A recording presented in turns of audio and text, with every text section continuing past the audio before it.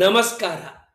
Timothy Dexter ತಿಕ್ಕಲು ನಡವಳಿಕೆಗಳು ಸಿರಿದನ ತಂದಾಗ ತನ್ನ ನಗೆಪಾಟಲಿನ ನಡವಳಿಕೆಗಳಿಂದ ರಾಜಕುಮಾರಿಯನ್ನ ಮದುವೆಯಾದ ಪೆದ್ದ ಗುಂಡನ ಜಾನಪದ ಕತೆ ನಮಗೆಲ್ಲ ಗೊತ್ತು.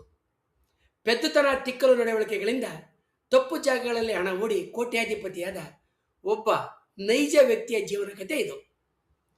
18ನೇ ಶತಮಾನದ ಅಮೆರಿಕದ ಆರ್ಥಿಕ ಇತಿಹಾಸದಲ್ಲಿ ಅತಿ ವಿಚಿತ್ರ ವ್ಯಕ್ತಿತ್ವ ಅಂತ ಹೇಳಿದ್ರೆ ತಿಮೋತಿ ಡೆಕ್ಸ್ಟರ್. ಶಿಕ್ಷಣದ ಕೊರತೆ, ಸಾಮಾಜಿಕ ಹಾಸ್ಯ, ಅಸಾಮಾನ್ಯ ನಿರ್ಧಾರಗಳು ಇವೆಲ್ಲದರ ನಡುವೆನೂ ಕೂಡ ಆತ ಅಪಾರವಾದ ಸಂಪತ್ತನ್ನು ಗಳಿಸ್ತಾನೆ. ಅವನ ಜೀವನ ಕತೆ ಸಾಮಾನ್ಯವಾದಂಥ ವ್ಯಾಪಾರ ಜಾಣ್ಮೆಯ ಕತೆ ಅಲ್ಲ. ಅದು ಯುದ್ಧಾನಂತರದ ಆರ್ಥಿಕ ಸ್ಥಿರತೆ, ಅಪಾಯ ಸ್ವೀಕಾರ ಮಾಡ್ತಕ್ಕಂಥ ಧೈರ್ಯ ಮತ್ತು ಕೆಲವೊಮ್ಮೆ ಅದೃಷ್ಟಕ್ಕೂ ಸೇರಿದಂಥ ಸಂಗಮ ಆಗೈತೆ. ತಿಮೋತಿ ಡೆಕ್ಸ್ಟರ್ ಒಬ್ಬ ಅಮೆರಿಕನ್ ಉದ್ಯಮಿ. ಇತಿಹಾಸದಲ್ಲಿ ಈತನನ್ನು ಅದೃಷ್ಟಶಾಲಿ ಮೂರ್ಖ ಅಂತಲೇ ಕರೆಯಲಾಗ್ತಾ ಇದೆ. ಈತ ಯಾವುದೇ ವ್ಯವಹಾರ ಜ್ಞಾನ ಇಲ್ಲದೆ ಕೇವಲ ವಿಚಿತ್ರ ನಿರ್ಧಾರ ಮತ್ತು ಅಸಾಧಾರಣವಾದ ಅದೃಷ್ಟದಿಂದ ಅಪಾರವಾದಂಥ ಸಂಪತ್ತನ್ನು ಗಳಿಸಿ ಶ್ರೀಮಂತನಾಗ್ತಾನೆ. ಅಮೆರಿಕದ ಸ್ವಾತಂತ್ರ್ಯ ಸಮರ ನಂತರದ ಕಾಲ ಆರ್ಥಿಕವಾಗಿ ಅಶಾಂತವಾಗಿರುತ್ತೆ. ಕರೆನ್ಸಿ ಮೌಲ್ಯ ಕುಸಿತ, ಮಾರುಕಟ್ಟೆ ಅನಿಶ್ಚಿತತೆ, ಸರಕುಗಳ ಕೊರತೆ ಮತ್ತು ರಾಜಕೀಯ ಬದಲಾವಣೆಗಳು ವ್ಯಾಪಾರದಲ್ಲಿ ಅಪಾಯಗಳನ್ನು ಹೆಚ್ಚಿಸಿರ್ತವೆ. ಇದೇ ಕಾಲದಲ್ಲಿ ತಿಮೋತಿ ಡೆಕ್ಸ್ಟರು ತನ್ನ ಹೂಡಿಕೆಗಳನ್ನ ಆರಂಭಿಸ್ತಾನೆ. ಇತರರು ಭಯಪಟ್ಟು ದೂರ ಉಳಿದಂಥ ಸ್ಥಳದಲ್ಲಿ ಆತ ಅವಕಾಶಗಳನ್ನ ಕಾಣ್ತಾನೆ. ಅಮೆರಿಕ ಯುದ್ಧದ ಸಮಯದಲ್ಲಿ ಖಂಡಾತೀತ ಕರೆನ್ಸಿ ಅಂದರೆ ಕಾಂಟಿನೆಂಟಲ್ ಕರೆನ್ಸಿ ಅಂದರೆ ಹಣದ ನೋಟುಗಳನ್ನ ಚಲಾವಣೆಗೆ ತಂದಿರುತ್ತೆ. ಯುದ್ಧ ನಂತರದ ಮೌಲ್ಯ, ಈ ಯುದ್ಧ ಮುಗಿದ ನಂತರ ಈ ಕರೆನ್ಸಿ ಮೌಲ್ಯವನ್ನು ಕಳೆದುಕೊಳ್ಳುತ್ತೆ. ಜನ ಅದನ್ನು ಕಸದಂತೆ ತಳ್ಳಿ ಹಾಕ್ತಾ ಇರ್ತಾರೆ. ಅದರ ಬೆಲೆ ತೀರಾ ಕುಸಿದು ಅದು ಕಾಗದ ಚೂರಿನಂತಾಗಿರುತ್ತೆ. ಎಲ್ಲರೂ ಅದನ್ನು ಮಾರಾಟ ಮಾಡ್ತಾ ಇದ್ದರೆ ತಿಮೋತಿ ಡೆಕ್ಸ್ಟರ್ ತನ್ನ ಎಲ್ಲ ಉಳಿತಾಯವನ್ನು ಹಾಕಿ ಆ ನಿಷ್ಪ್ರಯೋಜಕ ನೋಟುಗಳನ್ನ ಖರೀದಿ ಮಾಡ್ತಾನೆ. ಇದನ್ನು ಜನ ನೋಡಿ ನಗ್ತಾರೆ. ಆದರೆ ನಂತರ ಅಮೆರಿಕದ ಸರ್ಕಾರ ಆ ಹಳೆಯ ನೋಟುಗಳನ್ನು ಅಸಲಿ ಬೆಲೆಗೆ ಬದಲಾಯಿಸೋದಕ್ಕೆ ನಿರ್ಧಾರ ಮಾಡುತ್ತೆ. ಇದರಿಂದ ಡೆಕ್ಸ್ಟರ್ ರಾತ್ರಿ ಕೋಟ್ಯಾಧಿಪತಿ ಆಗ್ತಾನೆ. ಇತರರಿಗೆ ಅರ್ಥವಿಲ್ಲದ ಹೂಡಿಕೆಯಾಗಿ ಕಂಡದ್ದು ಅದನಿಗೆ ಆರ್ಥಿಕ ಏಳಿಗೆಯ ನೆಲೆಯಾಗಿ ಬದಲಾಗಿರ್ತದೆ. ಚಳಿ ದೇಶಗಳಲ್ಲಿ ಹಾಸಿಗೆಗಳನ್ನ ಬೆಚ್ಚಗಾಗಿ ಇಡೋದಕ್ಕೆ ಬೆಡ್ ವಾರ್ಮರ್ ಅಂತಕ್ಕಂಥ ಜಾಲರಿ ಸೌಟ್ನಂತ ಇರುವ ಪಾತ್ರೆಗಳನ್ನ ಬಳಸ್ತಾ ಇರ್ತಾರೆ. ಈ ಪಾತ್ರೆಗಳಲ್ಲಿ ಕೆಂಡವನ್ನು ಹಾಕಿ ಹಾಸಿಗೆ ಕೆಳಗೆ ಇಟ್ಕೊಳ್ತಕ್ಕಂಥ ಪದ್ಧತಿ ಇರುತ್ತೆ. ತಿಮೋತಿ ಡೆಕ್ಸ್ಟರ್ ವಿರೋಧಿಗಳು ಈತನ ಪೆದ್ದತನವನ್ನು ಬಳಸಿಕೊಂಡು ಇದನ್ನು ದಿವಾಳಿ ಮಾಡೋದಕ್ಕೆ ವಿಪರೀತ ಬಿಸಿಲಿರುವ ಕೆರೋಬಿಯನ್ ದ್ವೀಪಗಳಿಗೆ ಬೆಡ್ ವಾರ್ಮರ್ ಕಳಿಸೋದಕ್ಕೆ ರಫ್ತು ಮಾಡೋದಕ್ಕೆ ಸಲಹೆಯನ್ನು ನೀಡ್ತಾರೆ. ತಿಮೋತಿ ಡೆಕ್ಸ್ಟರ್ ಸಾವಿರಾರು ಬೆಡ್ ವಾರ್ಮರ್ಗಳನ್ನ ಅಲ್ಲಿಗೆ ಕಳಿಸ್ತಾನೆ. ಅಲ್ಲಿ ಜನ ಅದನ್ನು ಹಾಸಿಗೆ ಕೆಳಗೆ ಬೆಚ್ಚಗೆ ಮಾಡೋದಕ್ಕೆ ಇಟ್ಕೊಳ್ಳೋದ್ರ ಬದಲು ಅಲ್ಲಿ ಸಕ್ಕರೆ ಕಾರ್ಖಾನೆಗಳಲ್ಲಿ ಮೊಲಾಸಿಸ್ ಅಂದರೆ ಕಾಕಂಬಿಯನ್ನು ಅಳಿತಕ್ಕಂಥ ಚಮಚಗಳಾಗಿ ಬಳಸ್ಕೊಳ್ತಾರೆ. ದುಬಾರಿ ಬೆಲೆಗೆ ಖರೀದಿಸ್ತಾರೆ. ಇದರಿಂದ ತಿಮೋತಿ ಡೆಕ್ಸ್ಟರ್ ಭಾರಿ ಲಾಭವನ್ನು ಮಾಡ್ತಾನೆ. ಇಂಗ್ಲೆಂಡಿನ ನ್ಯೂಕ್ಯಾಸಲ್ಲು ಕಲ್ಲಿದ್ದಲು ಗಣಿಗಳಿಗೆ ಬಹಳ ಪ್ರಸಿದ್ಧವಾದಂಥ ಹೆಸರಾದಂಥ ಜಾಗ. ಅಲ್ಲಿಗೆ ಕಲ್ಲಿದ್ದಲು ಮಾರೋದಕ್ಕೆ ಹೋಗ್ತಕ್ಕಂಥದ್ದು ಮೂರ್ಖತನದ ಪರಮಾವಧಿ. ಆದರೆ ತಿಮೋತಿ ಡೆಕ್ಸ್ಟರ್ ಅಲ್ಲಿಗೆ ಕಲ್ಲಿದ್ದಲು ಕಳಿಸಿದಾಗ ಸರಿಯಾಗಿ ಅದೇ ಸಮಯದಲ್ಲಿ ಗಣಿ ಕಾರ್ಮಿಕರು ಮುಷ್ಕರವನ್ನು ನಡೆಸ್ತಾ ಇರ್ತಾರೆ. ಇದರಿಂದ ಅಲ್ಲಿ ಕಲ್ಲಿದ್ದಲ ಕೊರತೆ ಉಂಟಾಗಿ ತಿಮೋತಿ ಡೆಕ್ಸ್ಟರ್ ಕಳಿಸಿದ್ದಂಥ ಕಲ್ಲಿದ್ದಲು ಅತ್ಯಂತ ಹೆಚ್ಚಿನ ಲಾಭಕ್ಕೆ ಮಾರಾಟ ಆಗುತ್ತೆ. ತಿಮೋತಿ ಡೆಕ್ಸ್ಟರ್ ಭಾರತಕ್ಕೆ ಸಾವಿರಾರು ಬೈಬಲ್ಗಳನ್ನ ಕಳಿಸ್ತಾನೆ. ಅದು ಅದೇ ಸಮಯಕ್ಕೆ ಸರಿಯಾಗಿ ಮಿಷನರಿಗಳು ಭಾರತಕ್ಕೆ ಬಂದಿರ್ತಾರೆ. ಅವರಿಗೆ ಬೈಬಲ್ಗಳು ಬೇಕಾಗಿರ್ತವೆ. ಇದರಿಂದ ಕೂಡ ತಿಮೋತಿ ಡೆಕ್ಸ್ಟರ್ ಬೈಬಲ್ಗಳನ್ನ ಮಾರಿ ಭಾರಿ ಲಾಭವನ್ನು ಗಳಿಸ್ತಾನೆ. ಊರಿನ ಬೀದಿಯಲ್ಲಿದ್ದಂಥ ಬೆಕ್ಕುಗಳನ್ನ ಹಿಡಿದು ಕೆರೆಬೇನ್ ದ್ವೀಪಗಳಿಗೆ ಕಳಿಸಿ ಅಲ್ಲಿ ಅವುಗಳನ್ನ ತಿಮೋತಿ ಡೆಕ್ಸ್ಟರ್ ಮಾರಾಟ ಮಾಡ್ತಾನೆ. ಅಲ್ಲಿ ಇಲಿಗಳ ಕಾಟ ಹೆಚ್ಚಾಗಿರೋದ್ರಿಂದ ಜನ ಬೆಕ್ಕುಗಳನ್ನ ಬಹಳ ಪ್ರೀತಿಯಿಂದ ಹಣ ಕೊಟ್ಟು ಖರೀದಿಸ್ತಾರೆ. ಇದು ಕೂಡ ಇದರಿಗೆ ಭಾರಿ ಲಾಭವನ್ನು ತಂದುಕೊಡ್ತೈತೆ. ಬೇರೆಯವರಿಗೆ ತಿಕ್ಕಲಂತೆ ಕಾಣ್ತಾ ಇದ್ದ ಹಣ ಕಳೆದುಕೊಳ್ತಕ್ಕಂಥ ತಪ್ಪು ಹೂಡಿಕೆಗಳನ್ನ ಮಾಡ್ತಾ ಇದ್ದ ತಿಮೋತಿ ಡೆಕ್ಸ್ಟರ್ ಬಡತನದ ಐರಿಷ್ ಮೂಲದ ಕುಟುಂಬದಲ್ಲಿ 27 ಜನವರಿ 1747ರಂದು ಹುಟ್ಟುತ್ತಾನೆ. ಕುಟುಂಬದ ಆರ್ಥಿಕ ಪರಿಸ್ಥಿತಿ ಬಹಳ ಕೆಟ್ಟದಾಗಿರೋದ್ರಿಂದ 8 ವರ್ಷದ ಹುಡುಗರಾಗಿರ್ಬೇಕಾದ್ರೆ ತಿಮೋತಿ ಡೆಕ್ಸ್ಟರ್ ಶಾಲೆಯನ್ನು ಬಿಟ್ಟು ಹತ್ತಿರದ ಒಂದು ತೋಟದಲ್ಲಿ ಒಪ್ಪಂದದ ಸೇವಕನಾಗಿ ಕೆಲಸಕ್ಕೆ ಸೇರಬೇಕಾಗುತ್ತೆ. ಆ ಕಾಲದಲ್ಲಿ ಒಪ್ಪಂದದ ಸೇವೆ ಅನ್ನೋದು ಜೀತದ ಇನ್ನೊಂದು ಸಭ್ಯ ಹೆಸರಾಗಿರ್ತದೆ ಅಷ್ಟೇ. 8 ವರ್ಷಗಳ ಈ ಒಪ್ಪಂದದ ಸೇವೆಯನ್ನು ಮುಗಿಸಿದಂಥ ತಿಮೋತಿ ಡೆಕ್ಸ್ಟರ್ ಬಾಸ್ಟನ್ ನಗರಕ್ಕೆ ತೆರಳಿ ಅಲ್ಲಿ ಚರ್ಮವನ್ನು ಸಂಸ್ಕರಣೆ ಮಾಡ್ತಾ ಇದ್ದಂಥ ಒಬ್ಬ ವ್ಯಕ್ತಿಯ ಕೈ ಕೆಳಗೆ ಸಹಾಯಕನಾಗಿ ದುಡಿತಾನೆ. ಚರ್ಮ ಸಂಸ್ಕರಣೆ ಕೆಲಸವನ್ನು ಸಾಕಷ್ಟು ಆದಾಯವನ್ನು ತರ್ತಾ ಇರ್ತೈತೆ ಮತ್ತು ಜೀತದ ಬದುಕಿಗಿಂತ ಅದೆಷ್ಟೋ ಉತ್ತಮವಾಗಿರ್ತೈತೆ. ಸುಮಾರು 15 ವರ್ಷಗಳ ಕಾಲ ಆತ ಈ ಚರ್ಮದ ಸಂಸ್ಕರಣೆ ವೃತ್ತಿನಲ್ಲಿ ತೊಡಕೊಂಡಿರ್ತಾನೆ. ಚರ್ಮದ ಸಂಸ್ಕರಣೆ ಮಾಡ್ತಾ ಇದ್ದ ಒಬ್ಬ ಹಿರಿಯ ಸಹೋದ್ಯೋಗಿಯ ಸಾವಿನ ನಂತರ ತಿಮೋತಿ ಡೆಕ್ಸ್ಟರ್ ಜೀವನದಲ್ಲಿ ಒಂದು ಹೊಸ ಅವಕಾಶ ಎದುರಾಗ್ತದೆ. ಸತ್ತು ಹೋಗಿದ್ದಂತಹ ಸಹೋದ್ಯೋಗಿಯ ವಿಧವೆಯನ್ನು ತಿಮೋತಿ ಡೆಕ್ಸ್ಟರ್ ಮದುವೆ ಆಗ್ತಾನೆ. ಆಕೆಯ ಹೆಸರು ಎಲಿಜಬೆತ್ ಪ್ರೋತಮ್. ಆಕೆ ಡೆಕ್ಸ್ಟರ್ ಬಯಸಿದ್ದಂಥ ಆದರ್ಶ ಮಹಿಳೆ ಆಗದೇ ಇದ್ದರೂ ಕೂಡ ಆಕೆಯ ಹತ್ರ ಒಂದು ಬಹಳ ಮೆಚ್ಚತಕ್ಕಂಥ ಗುಣ ಇರ್ತೈತೆ. ಆಕೆ ಮೊದಲ ಗಂಡನಿಂದ ಪಡೆದಂಥ ಸಂಪತ್ತದು. ಅದಲ್ಲದೆ 18ನೇ ಶತಮಾನದಲ್ಲಿ ಮಹಿಳೆಯರಿಗೆ ಅಪರೂಪವಾಗಿದ್ದಂಥ ವ್ಯವಹಾರ ಚಾತುರ್ಯ ಕೂಡ ಆಕೆಗಿರ್ತದೆ. ಆಕೆ ತನ್ನ ವ್ಯಾಪಾರ ಚಟುವಟಿಕೆಗಳ ಮೂಲಕ ಸ್ವಂತ ವ್ಯಾಪಾರದ ಮೂಲಕ ಭಾರಿ ಹಣವನ್ನು ಮಾಡಿರ್ತಾಳೆ. ಡೆಕ್ಸ್ಟರು ತನ್ನ ಹೆಂಡತಿಯ ಸಂಪತ್ತನ್ನು ಬಳಸೋದಕ್ಕೆ ಯಾವುದೇ ರೀತಿಯಲ್ಲಿ ತಡ ಮಾಡೋದಿಲ್ಲ. ಬಾಸ್ಟನ್ ಶ್ರೀಮಂತ ಪ್ರದೇಶವಾದಂಥ ಚಾರ್ಲ್ಸ್ ಟೌನ್ಗೆ ಆತ ಸ್ಥಳಾಂತರಗೊಂಡು ತನ್ನ ಮನೆಯನ್ನು ನೆಲಮಾಳಿಗೆಯಲ್ಲಿ ಚರ್ಮ ಸಂಸ್ಕರಣೆಯನ್ನು ಪ್ರಾರಂಭ ಮಾಡ್ತಾನೆ. ತನ್ನನ್ನು ಆಧುನಿಕ ಸಭ್ಯ ಶ್ರೀಮಂತನಾಗಿ ರೂಪಿಸ್ಕೊಳ್ಳೋದಕ್ಕೆ ಪ್ರಯತ್ನ ಮಾಡ್ತಾನೆ.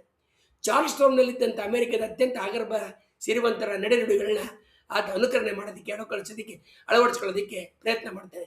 ಅವರ ವ್ಯಾಪಾರದ ಮಾದರಿ ಮತ್ತು ತಂತ್ರಗಳನ್ನು ಕೂಡ ಆತ ಅನುಕರಿಸೋದಕ್ಕೆ ಪ್ರಯತ್ನ ಮಾಡಿ ಸೋಲ್ತಾನೆ. ಕಾಂಟಿನೆಂಟಲ್ ಕರೆನ್ಸಿ ಅಂತ ಕರೆಯಲಾಗುವ ಹಲವಾರು ಹೊಸ ನೋಟುಗಳನ್ನ ಮುದ್ರಣ ಮಾಡಿರ್ತದೆ. ಬ್ರಿಟಿಷರಿಂದ ವ್ಯಾಪಕವಾಗಿ ನಕಲಿ ನೋಟುಗಳು ಚಲಾವಣೆಗೆ ಬಂದಿದ್ದರಿಂದ ಕಾಂಟಿನೆಂಟಲ್ ಡಾಲರ್ನ ಮೌಲ್ಯ ಕುಸಿಯುತ್ತೆ. 1778ರ ಹೊತ್ತಿಗೆ ಅದು ತನ್ನ ಮೌಲ್ಯದ 18% ಇಳಿಯುತ್ತೆ, ಶೇಕಡ 15 ಇಳಿಯುತ್ತೆ.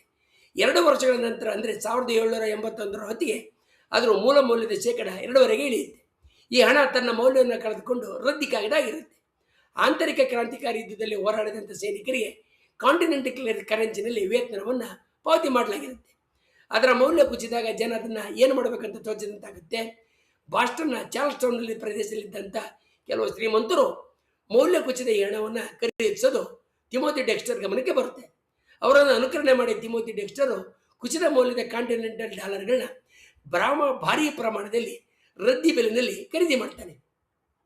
1789ರಲ್ಲಿ ಅಲೆಕ್ಸಾಂಡರ್ ಹ್ಯಾಮಿಲ್ಟನ್ ಅಮೆರಿಕದ ಮೊದಲ ಖಜಾನೆ ಸಚಿವ ಆಗ್ತಾನೆ. ಕಾಂಟಿನೆಂಟಲ್ ಡಾಲರ್ ಹೊಂದಿರೋರು ಅದರ ಮೌಲ್ಯದ ಶೇಕಡ 1ರ ಲೆಕ್ಕದಲ್ಲಿ ಯುಎನ್ಎ ಟ್ರೆಜರಿಯ ಬಾಂಡ್ಗಳನ್ನ ಪಡಿಬೋದು ಅಂತ ಆತ ಘೋಷಣೆಯನ್ನು ಮಾಡ್ತಾನೆ. ಜನ ತಮ್ಮ ಹತ್ತಿರವಿದ್ದಂಥ ಕಾಂಟಿನೆಂಟಲ್ ಡಾಲರ್ಗಳನ್ನ ರದ್ದಿಯ ಲೆಕ್ಕದಲ್ಲಿ ತಿಮೋತಿ ಡೆಕ್ಸ್ಟರ್ ಮಾಡಿರ್ತಾರೆ. ಅವುಗಳ ಬಹುಭಾಗ ತಿಮೋತಿ ಡೆಕ್ಸ್ಟರ್ ಬಳಿ ಇರ್ತದೆ. ತಿಮೋತಿ ಡೆಕ್ಸ್ಟರ್ ಇವೆಲ್ಲವನ್ನು ಖಜಾನೆಗೆ ಸಂದಾಯಿಸಿ ಬೆಳಗಾಗದೊಳಗಡೆ ಬಾಂಡ್ಗಳನ್ನು ಕಳ್ಕೊಂಡು ಶ್ರೀಮಂತನಾಗ್ತಾನೆ. ಏಕಾಏಕಿ ಭಾರಿ ಶ್ರೀಮಂತನಾದಂಥ ತಿಮೋತಿ ಡೆಕ್ಸ್ಟರ್ ಬಗ್ಗೆ ಚಾರ್ಲ್ಸ್ ಟೌನ್ನಲ್ಲಿದ್ದಂಥ ಆಗರ್ಭ ಶ್ರೀಮಂತರು ಹೊಟ್ಟೆಗಿಚ್ಚಿಪಡ್ತಾರೆ. ಪ್ರಾಥಮಿಕ ಶಾಲೆಯ ಮೆಟ್ಟಿಲುಗಳನ್ನು ಕೂಡ ಹತ್ತದ 8ನೇ ವಯಸ್ಸಿಗೆ ಶಾಲೆ ತೊರೆದಿದ್ದ ತಿಮೋತಿ ಡೆಕ್ಸ್ಟರು ತನ್ನನ್ನು ಯಾವುದಾದ್ರೂ ಸಾರ್ವಜನಿಕ ಸಂಸ್ಥೆಯ ಪ್ರತಿನಿಧಿಯಾಗಿ ಮಾಡಬೇಕಂತ ಹತ್ತಾರು ಪತ್ರಗಳನ್ನು ಸರ್ಕಾರಕ್ಕೆ ಬರೀತಾನೆ. ಅವೆಲ್ಲವೂ ಕಸದ ಬುಟ್ಟಿಯನ್ನು ಸೇರ್ತವೆ. ಕೊನೆಗೆ ನ್ಯೂಬೆರ್ರಿ ಫೋರ್ಟ್ನಲ್ಲಿ ಜಿಂಕೆಗಳು ಕಂಡು ಬಂದರೆ ವರದಿ ಮಾಡ್ತಕ್ಕಂಥ ಸಾರ್ವಜನಿಕ ಕೆಲಸವನ್ನು ಆತನಿಗೆ ವಹಿಸಲಾಗುತ್ತೆ. ಅಲ್ಲಿಗೆ ಎಂದಿಗೂ ಯಾವುದೇ ಜಿಂಕೆಗಳು ಕೂಡ ಬಂದಿರೋದಿಲ್ಲ. ಶ್ರೀಮಂತನಾದ ನಂತರ ತಿಮೋತಿ ಡೆಕ್ಸ್ಟರು ಮೆಸಾಚುಸೆಟ್ಸ್ನ ನ್ಯೂಬೆರಿ ಫೋರ್ಟ್ ಎಂಬಲ್ಲಿ ಒಂದು ಬೃಹತ್ತಾದಂಥ ಒಂದು ಬಂಗಲೆಯನ್ನು ಖರೀದಿ ಮಾಡ್ತಾನೆ. ಇದು ಕೇವಲ ಮನೆಯಾಗಿರೋದಿಲ್ಲ, ಅದೊಂದು ವಿಚಿತ್ರವಾದಂಥ ವಸ್ತು ಸಂಗ್ರಹಾಲಯ ಆಗಿರ್ತದೆ. ಅಮೆರಿಕದಲ್ಲಿ ಆಗ ಲಾರ್ಡ್ ಅಂತಕ್ಕಂಥ ಬಿರುದು ಇರೋದಿಲ್ಲ. ಆದರೆ ತಿಮೋತಿ ಡೆಕ್ಸ್ಟರ್ ತನ್ನನ್ನು ತಾನು ಲಾರ್ಡ್ ತಿಮೋತಿ ಡೆಕ್ಸ್ಟರ್ ಅಂತ ಕರೆದುಕೊಳ್ತಾನೆ. ತನ್ನ ಮನೆಯ ಮುಂದೆ ವಿಶ್ವದ ಶ್ರೇಷ್ಠ ವ್ಯಕ್ತಿಗಳು ಅಂದರೆ ನೆಪೋಲಿಯನ್, ವಿಲಿಯಂ ಪಿಟ್ ಮುಂತಾದವರ 40 ಮರವದ ಪ್ರತಿಮೆಗಳನ್ನ ಕೆತ್ತಿಸ್ತಾನೆ, ಇರಿಸ್ತಾನೆ. ವಿಶೇಷ ಅಂದರೆ ಆ ಪ್ರತಿಮೆಗಳ ಸಾಲಿನಲ್ಲಿ ತನ್ನದೇ ಆದಂಥ ಒಂದು ಪ್ರತಿಮೆಯನ್ನು ಕೆಚ್ಚಿ ಅದರ ಕೆಳಗೆ ನಾನು ಈ ಪಶ್ಚಿಮ ಜಗತ್ತಿನ ಅತ್ಯಂತ ಶ್ರೇಷ್ಠ ವ್ಯಕ್ತಿ ಅಂತ ಬರ್ಕೊಂಡಿರ್ತಾನೆ. ತನ್ನ ಮನೆಯಲ್ಲಿ ತನ್ನದೇ ಪ್ರತಿಮೆಯನ್ನು ನಿರ್ಮಿಸಿ ಜನರಿಗೆ ಪ್ರದರ್ಶನವನ್ನು ಮಾಡ್ತಾನೆ. ತನ್ನ ಬಂಗಲೆಯ ಮೇಲ್ಭಾಗದಲ್ಲಿ ಚಿನ್ನದ ಲೇಪನವಿದ್ದಂಥ ಹದ್ದುಗಳ ಪ್ರತಿಮೆಗಳನ್ನು ಕೂಡ ಆತ ಇರಿಸಿರ್ತಾನೆ. ಇವು ದೂರದಿಂದಲೇ ಜನರ ಕಣ್ಣನ್ನು ಕುಗ್ತಾ ಇರ್ತವೆ. ತಿಮೋತಿ ಡೆಕ್ಸ್ಟರ್ನ ವಿಚಿತ್ರ ಸ್ವಭಾವ ಅದರ ಸಾಹಿತ್ಯದಲ್ಲೂ ಕೂಡ ಕಂಡುಬರುತ್ತೆ. ಆತ ಬರೆದ A pickle for the knowing once ಪುಸ್ತಕದಲ್ಲಿ ಒಂದೇ ಒಂದು ವಿರಾಮ ಚಿಹ್ನೆ ಕೂಡ ಇರೋದಿಲ್ಲ. ಓದುಗರು ಇದನ್ನು ಓದೋದಕ್ಕೆ ಅಸಾಧ್ಯ ಅಂತ ದೂರು ಕೊಟ್ಟಾಗ ತಿಮೋತಿ ಡೆಕ್ಸ್ಟರ್ ಪುಸ್ತಕದ 2ನೇ ಆವೃತ್ತಿನಲ್ಲಿ ಒಂದು ಅದ್ಭುತವಾದ ಕೆಲಸವನ್ನು ಮಾಡ್ತಾನೆ. ಪುಸ್ತಕದ ಕೊನೆಯಲ್ಲಿ ಒಂದು ಇಡೀ ಪುಟದ ತುಂಬ ಕೇವಲ ವಿರಾಮ ಚಿಹ್ನೆಗಳನ್ನು, ಫುಲ್ ಸ್ಟಾಪ್, ಕಾಮಗಳನ್ನ ಮುದ್ರಿಸ್ತಾನೆ. ಓದುಗರು ತಮಗೆ ಎಲ್ಲಿ ಬೇಕೋ ಅಲ್ಲಿ ಈ ಚಿಹ್ನೆಗಳನ್ನ ಉಪ್ಪಿನಕಾಯಿ ಅಂತ ಹಾಕ್ಕೊಳ್ಬೋದು ಅಂತ ಬರೀತಾನೆ. ಸೋಜಿಗೆ ಏನಂತ ಹೇಳಿದರೆ ಈ ವಿಚಿತ್ರ ಪುಸ್ತಕ ಕೂಡ ಬಹಳ ಜನಪ್ರಿಯಾಗಿ ಮಾರಾಟವಾಗಿ ಆತನಿಗೆ ಬಹಳ ಲಾಭವನ್ನು ತಂದುಕೊಡ್ತದೆ. ತಿಮೋತಿ ಡೆಕ್ಸ್ಟರ್ ತನ್ನ ಹೆಂಡತಿ ಜೊತೆಗೆ ಒಳ್ಳೆಯ ಸಂಬಂಧವನ್ನು ಹೊಂದಿರೋದಿಲ್ಲ. ಹಾಗಾಗಿ ಆತ ಮನೆಗೆ ಬರ್ತಕ್ಕಂಥ ಅತಿಥಿಗಳಿಗೆ ನನ್ನ ಹೆಂಡತಿ ಸತ್ತೋಗಿದ್ದಾಳೆ, ಈಗ ಮನೆಯಲ್ಲಿ ಓಡಾಡ್ತಾ ಇರೋದು ಆಕೆ ಆತ್ಮ ಮಾತ್ರ ಅಂತ ಬಹಳ ಗಂಭೀರವಾಗಿ ಹೇಳ್ತಾ ಇದ್ದಾನೆ. ಆತನ ಹೆಂಡತಿ ಎದುರಿಗಿದ್ದರೂ ಕೂಡ ಆತ ಸುಳ್ಳನ್ನು ಹೇಳ್ತಾ ಇದ್ದಿದ್ದು ಆತನ ವಿಚಿತ್ರವಾದಂಥ ವ್ಯಕ್ತಿತ್ವಕ್ಕೆ ಸಾಕ್ಷಿಯಾಗಿರ್ತದೆ. ತಿಮೋತಿ ಡೆಕ್ಸ್ಟರ್ ತಾನು ಸಾಯೋದಕ್ಕೆ ಮೊದಲೇ ತನ್ನ ಮನೆಯ ಹಿತ್ತಲಲ್ಲಿ ಅತ್ಯಂತ ಸುಂದರವಾದಂಥ ಮತ್ತೆ ಬಹಳ ದುಬಾರಿ ಅಂತ ತನ್ನದೇ ಆದಂಥ ಸಮಾಧಿಯನ್ನು ಕೂಡ ನಿರ್ಮಾಣ ಮಾಡಿಕೊಳ್ತಾನೆ. ತಿಮೋತಿ ಡೆಕ್ಸ್ಟರು ಇಂದು ಇತಿಹಾಸದ ಶ್ರೇಷ್ಠ ಮೂರ್ಖರಲ್ಲಿ ಒಬ್ಬ ಅಂತ ಪ್ರಸಿದ್ಧನಾಗಿದ್ದಾನೆ. ಆತನ ಅಸಂಬದ್ಧ ವ್ಯವಹಾರ ಮತ್ತು ಹೂಡಿಕೆಗಳು ಆತನನ್ನು ಕೋಟ್ಯಾಧಿಪತಿಯಾಗಿ ಮತ್ತು ಹುಚ್ಚನನ್ನಾಗಿ ಮಾಡ್ತವೆ.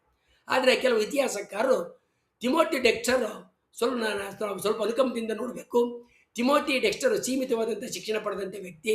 ಆತ ವಿಶೇಷವಾಗಿ ಆರಂಭಿಕ ವೃತ್ತಿಪರ ಜೀವನದಲ್ಲಿ ಹಾಸ್ಯಾಸ್ಪದವಾದಂಥ ಕಳಪೆಯಾದ ನಿರ್ಧಾರವನ್ನು ತೆಗೆದುಕೊಂಡನ್ನೋದು ಸಂಪೂರ್ಣ ನಿಜ. ಅದೇ ವೃತ್ತಿ ಜೀವನ ಮುಂದುವರೆದ ನಂತರ ಆತ ಅಸಾಮಾನ್ಯ ಸರಕುಗಳಲ್ಲಿ ಅಡಗಿರ್ತಕ್ಕಂಥ ಮೌಲ್ಯಗಳನ್ನು ಗುರುತಿಸ್ತಕ್ಕಂಥ ಮತ್ತು ಅವುಗಳನ್ನು ಬಳಸ್ಕೊಳ್ತಕ್ಕಂಥ ನಿಜವಾದ ಪ್ರತಿಭೆಯನ್ನು ಹೊಂದಿದ್ದಂಥ ಬಹಳ ಬುದ್ಧಿವಂತ ವ್ಯಾಪಾರಿ ಮತ್ತು ಉದ್ಯಮಿ ಅಂತ ಹೇಳ್ತಾರೆ. ಡೆಕ್ಸ್ಟರ್ ಯಶಸ್ಸು ಸಂಪೂರ್ಣ ಅದೃಷ್ಟದ ಫಲವೇ ಅಥವಾ ಮಾರುಕಟ್ಟೆ ಮನೋವಿಜ್ಞಾನವನ್ನು ಅರ್ಥ ಮಾಡಿಕೊಂಡ ವ್ಯಾಪಾರಿಯ ಚಾಣಾಕ್ಷತನವೇ? ಬಹುಶಃ ಎರಡೂ ಕೂಡ ಇರಬಹುದು. ಯುದ್ಧದ ನಂತರದ ಅಸ್ಥಿರ ಮಾರುಕಟ್ಟೆಯಲ್ಲಿ ಮಾಹಿತಿ ಅಸಮಾನತೆ ಹೆಚ್ಚಾಗಿರುತ್ತೆ. ಜನ ಭಯದಿಂದ ಹೂಡಿಕೆ ಮಾಡಿದ ಸಂದರ್ಭದಲ್ಲಿ ಆತ ಅಪಾಯವನ್ನು ಎದುರಿಸ್ತಾನೆ, ಮೈಮೇಲೆಳ್ಕೊಳ್ತಾನೆ. ಈ ಧೈರ್ಯವೇ ಆತನನ್ನು ಬೇರೆ ರೀತಿಯಲ್ಲಿ ಕಾಣುವಂತೆ ಮಾಡುತ್ತೆ. ಆತನ ನಿರ್ಧಾರಗಳು ಮೇಲ್ನೋಟಕ್ಕೆ ಮೂರ್ಖತನದ ಹೋಲಿಸಿದ್ರು ಕೂಡ ಆ ಸಂದರ್ಭಗಳಲ್ಲಿ ಅವುಗಳಿಗೆ ಬೇಡಿಕೆ ಇರುತ್ತೆ.